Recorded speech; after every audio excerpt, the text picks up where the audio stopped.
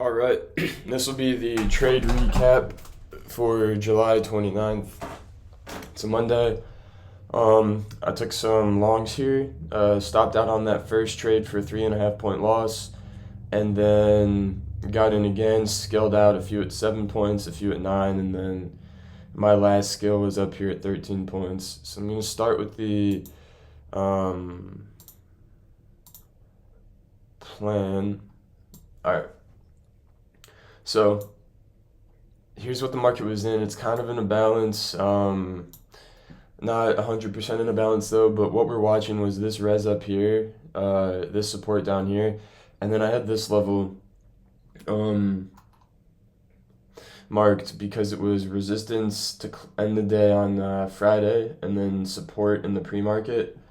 And a lot of these levels have been kind of when we have this little up move recently, that type of level will hold a bounce at the open. That's just something I've been seeing recently. And if you look right here at number 3 on my plan, I said 5505 pre-market support. This level was resistance on Friday and bounced the market around 4 a.m.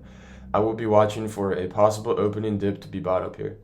So key thing here is I say a possible opening dip. I don't know if this is going to happen or not, and if this level gets triggered in the day, I might not even be interested in taking it. But what I've been seeing recently, and um, I think it's even the trade I took on Friday. There was a very similar setup, but that aggressive selling at the open met with reactive buying. So let's actually get into it and look at what we saw.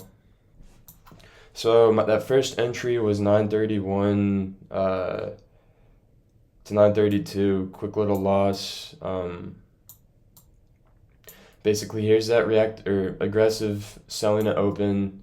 And then I got in here at this first sign of reactive buying.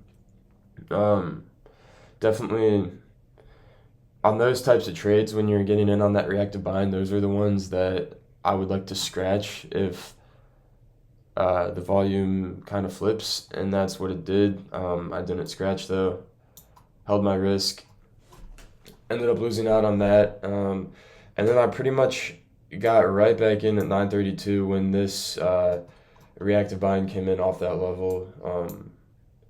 This time right below that 5505 level, just 3 points below, getting that reactive buying, pulling it back up, and then this happened after I was in, but this added to my thesis. So I was seeing some buying absorption occurring here, or selling absorption rather, at this bid at these 5504s, which was adding to it. And then when this level broke, and a new low of day was formed right here by a tick or two, I was really close to stopping out, and I would have probably just walked away for the day. However, stop held, and this failed break of the low of day with this reactive selling or buying, excuse me, this really added to my thesis. And if I would have been stopped out, I probably would have got back in on that move, just because it looked like the thesis was there was more buying coming in and more confidence to my buy setup. So if you look at this. Okay,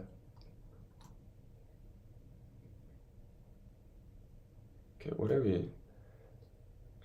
Okay, right here. Now, after being in this entry, I'm starting to see some selling absorption at the lows and some possible trap sellers at 5504, adding confidence to this trade if price can just break 5509. So, I just needed to see 5509 break because that was where price had rejected before. And then I was simply targeting the 15s into the 20s.